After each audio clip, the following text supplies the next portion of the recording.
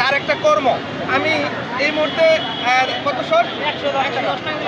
আচ্ছা 110 টাকা দিলে শট। হ্যাঁ 110 টাকা দেন, আমি এই দিলাম। আসলে এই যে 1400 টাকা মিলে হয়ে গেছে। 1400 টাকা গোনা দেয়।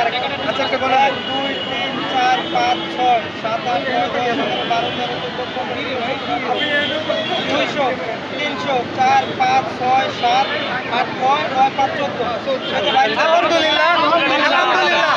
মানে এই ছেলেটা যাতে ভবিষ্যৎ ভালো হয় সে পড়াশোনা রেখে কিন্তু এখন যে কাজটা করছে আমাদের পুরো টাকা তোমাকে দিয়ে দেওয়া হয়েছে। তোমার কেমন লাগছে এটা একটু বলো।